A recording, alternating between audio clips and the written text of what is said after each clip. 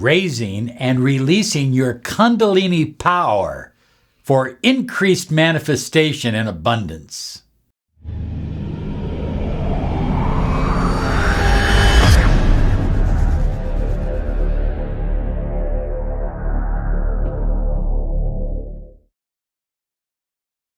Hey there, everyone. Robert Zink, Miracle Mentor and Alchemy Life Coach.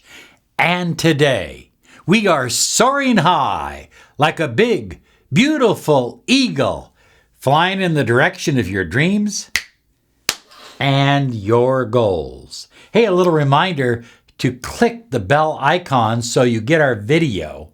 Every time we upload one, we upload a video 5 times a week.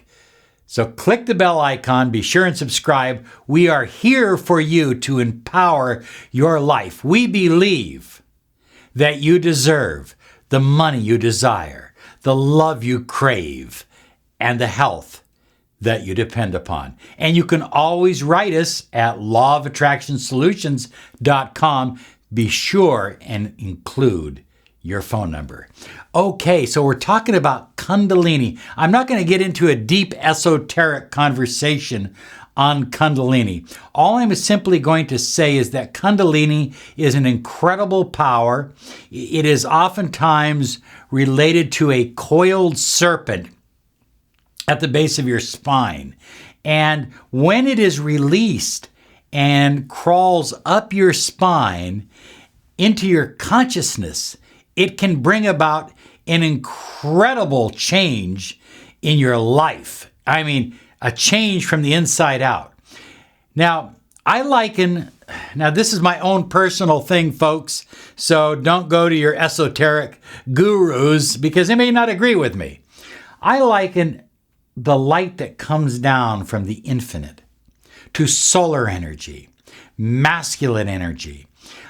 I liken the Kundalini, the serpent that crawls up the chakras through the spine and combines with the masculine energy for what we call an alchemical marriage as feminine energy.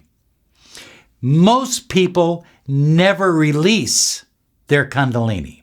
But think of it this way, high flyers.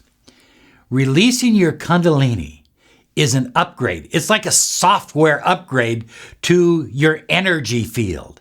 And what that simply means is you're operating at a higher vibration, a higher level of consciousness. Remember, we live in a vibrational reality. So this serpent coming up your spine, mixing with the infinite light above, and then circulating into your energy field brings about a super rush. Oh, did you feel it? A super rush. Oh, there it goes again, of personal power and energy. And you see that in manifestors that are really on fire. They have this rush of energy that they almost can't control because it is their Kundalini that has been released.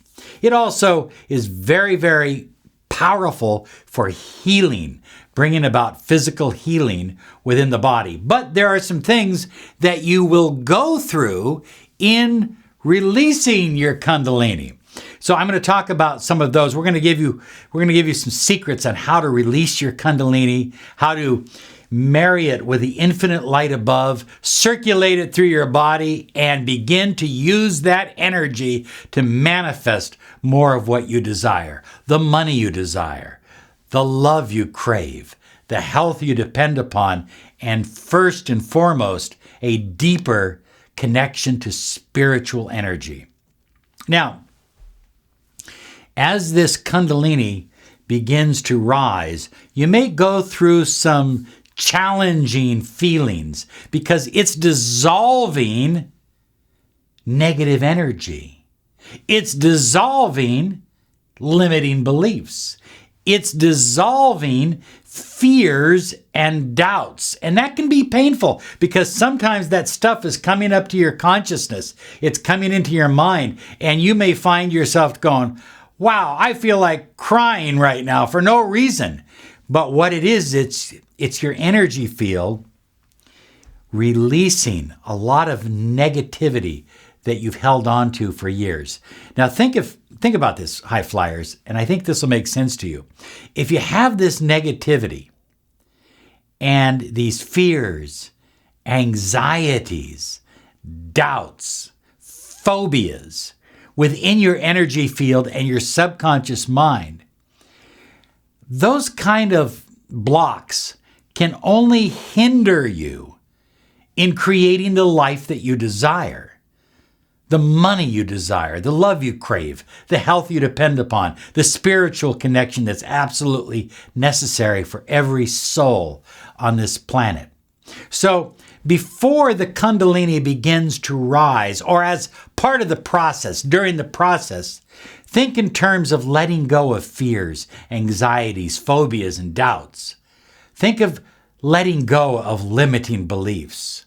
And I think if you have that in your mind, if you know you're going to go through that metamorphosis, that transition, it's going to help you so much more. You're going to feel so much more empowered, even when you're going through some negative stuff and you're purging yourself.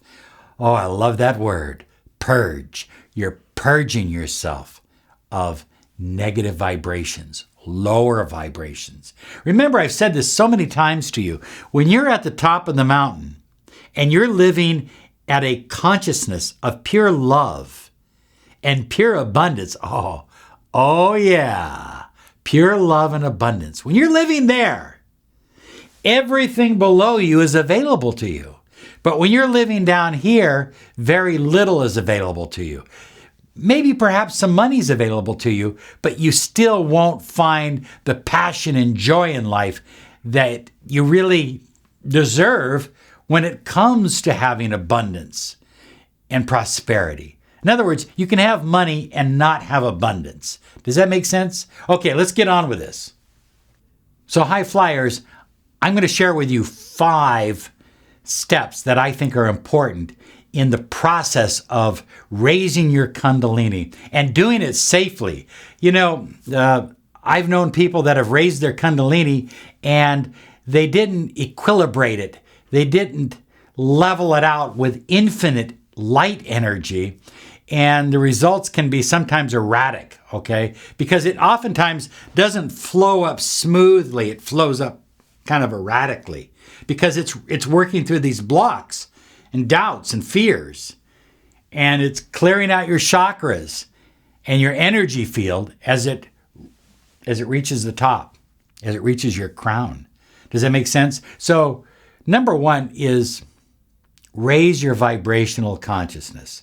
And the way you do this is by meditating specifically on love.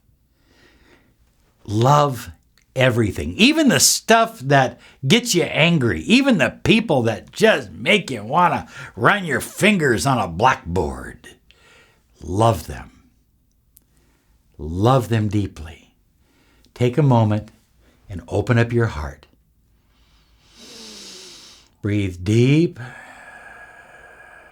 Exhale. And send them love. Send yourself love.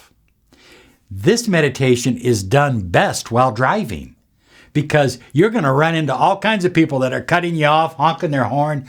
And if you can just send them love, you are automatically upgrading yourself, raising your vibration. You're living with love consciousness in your energy field. But in the beginning, high flyers, it's a conscious decision on your part.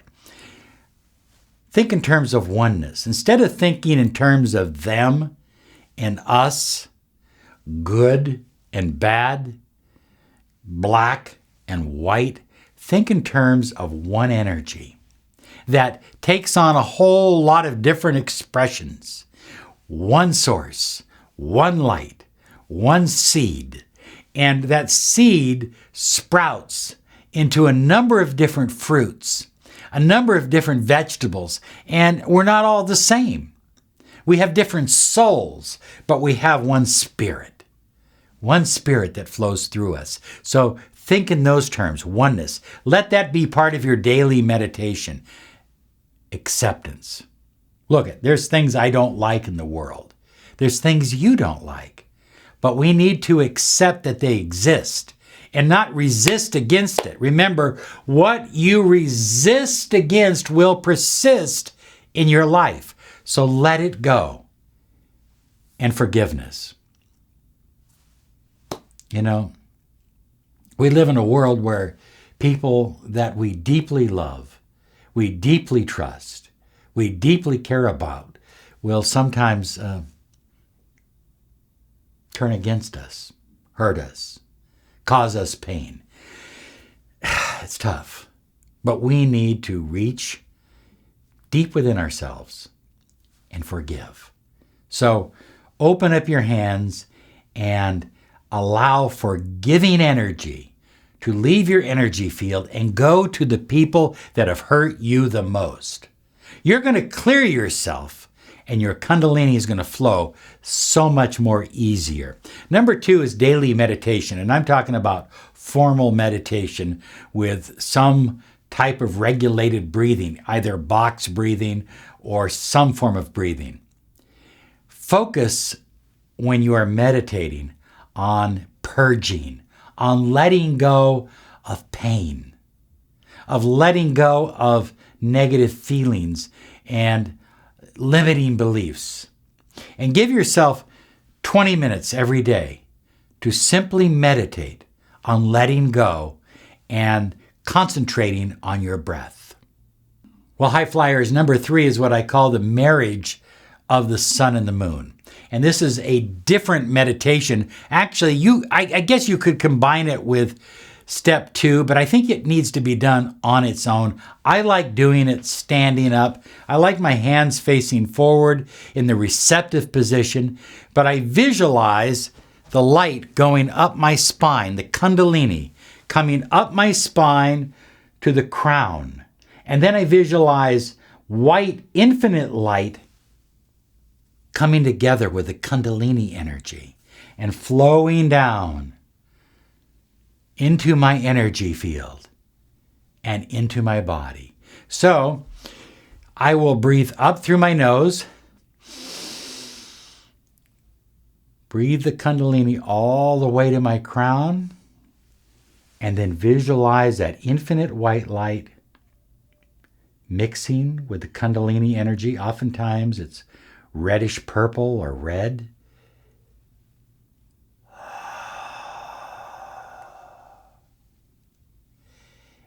And I breathe it down. And I may do this exercise for 5 to 10 minutes. And you will find yourself getting very dizzy while you're doing it. I mean, seriously, it's some heavy duty energy. Okay, here's a few tips to help you. As you are breathing up the Kundalini energy, bend forward a little bit. Put a little bit of a curvature to your spine so that the energy flows easier. And if you can only breathe it to your neck, that's fine, but most people can get it all the way to the crown. So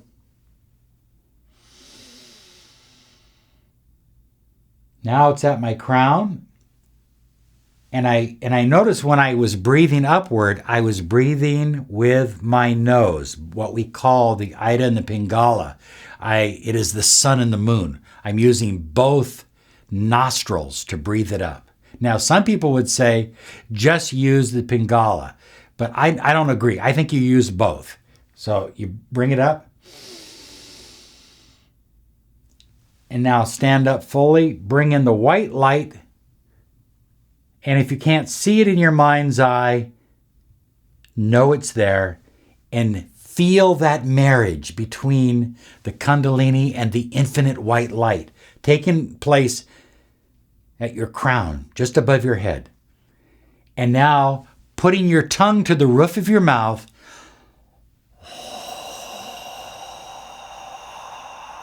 Oh yeah, that feels so good. And you bring it all the way down and just let it come into your energy field. And then you start over again and you repeat.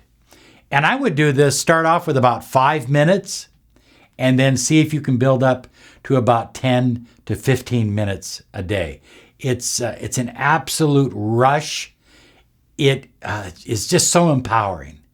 It's what the ancient alchemists called the marriage of the sun and the moon. Well, number 4 on my list is to eat a lot of greens, vegetables, all kinds of sprouts. And I like natural greens. Make sure they don't have any GMOs or pesticides on them. If they come out of your own garden, that's even better, high flyers. A lot of clean water. Make sure your water is clean, and spend more time in nature.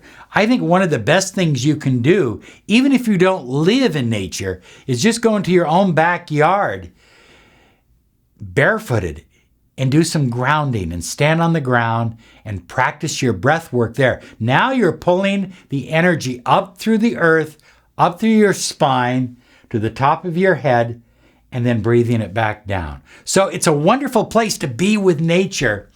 If you live in the city and you don't have a backyard, maybe you can build a wood box. I've had several friends do that. And they went out and dug up some earth, and they stand in that wood box in that earth, and they practice their meditation.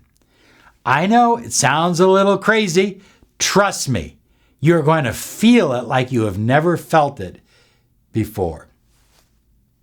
Well, number 5 is connect with source energy. I'm not going to tell you how to do that.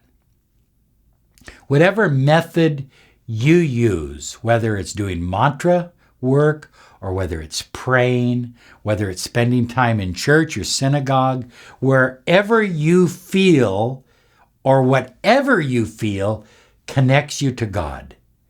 It's a wonderful experience, a wonderful feeling, but it opens you up to a timeless consciousness where you realize how little your life is in the physical plane and how much you and I both need to love each other more, because that's really all we have.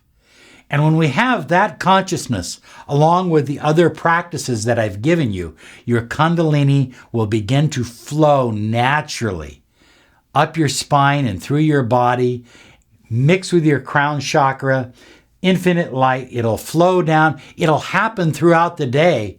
And you're just going to feel absolutely wonderful. But this is energy that allows you to have the love you desire, the money you desire, and the health that you absolutely need.